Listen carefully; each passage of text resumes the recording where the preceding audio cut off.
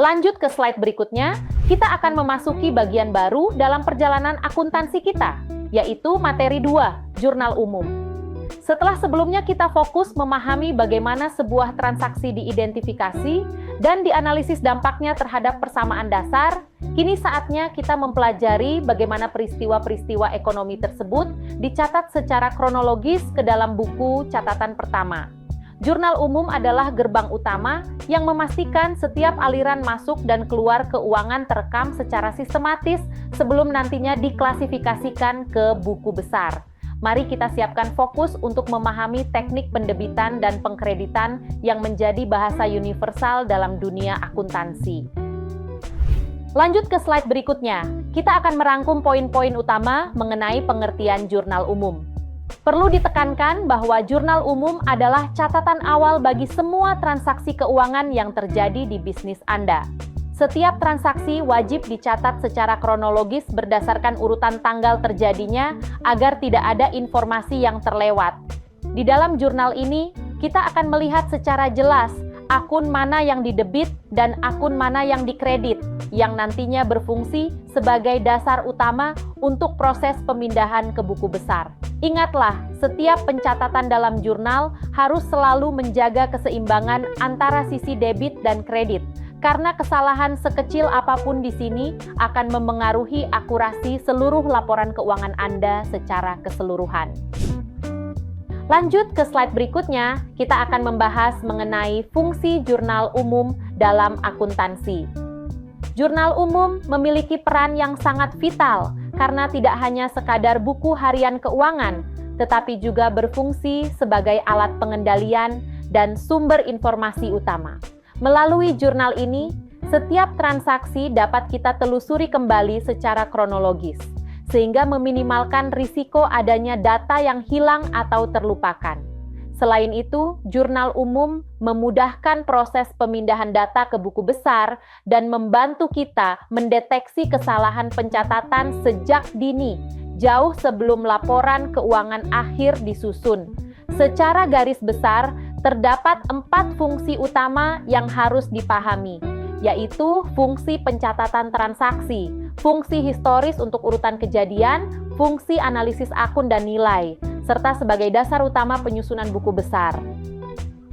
Lanjut ke slide berikutnya, kita akan membahas hubungan jurnal umum dengan persamaan akuntansi.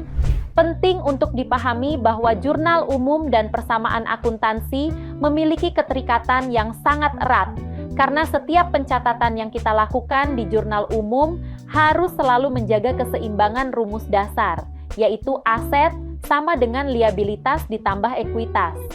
Setiap transaksi yang dicatat dalam jurnal memiliki dampak ganda melalui posisi debit dan kredit yang secara langsung memengaruhi unsur-unsur utama tersebut.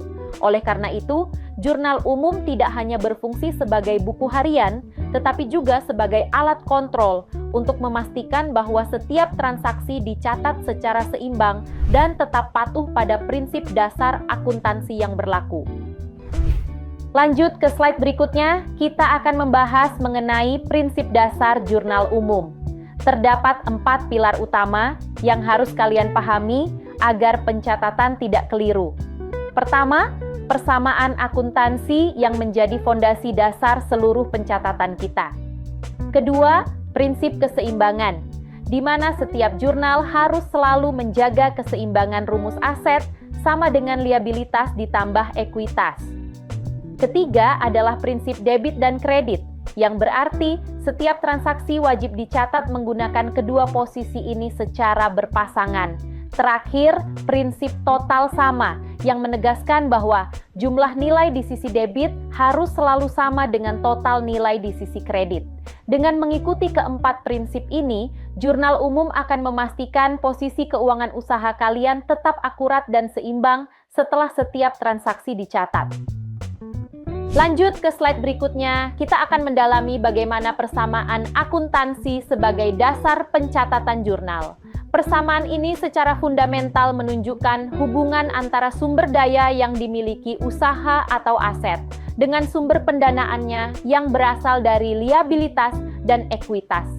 Ketika suatu transaksi terjadi, Setiap perubahan pada ketiga unsur tersebut harus dicatat sedemikian rupa melalui mekanisme debit dan kredit agar persamaan tetap terjaga keseimbangannya. Oleh karena itu, penting untuk diingat bahwa setiap entry jurnal yang Anda buat sebenarnya merupakan representasi matematis dari persamaan akuntansi dalam bentuk pencatatan yang lebih rinci dan sistematis. Lanjut ke slide berikutnya, kita akan menelaah kembali unsur-unsur persamaan akuntansi yang menjadi objek utama dalam setiap pencatatan jurnal umum. Ada 3 pilar yang harus kalian kuasai. Pertama adalah aset, yang mencerminkan segala sumber daya atau kekayaan yang dimiliki oleh usaha kalian untuk beroperasi. Kedua adalah liabilitas, yang menunjukkan seluruh kewajiban atau utang usaha yang harus dilunasi kepada pihak eksternal.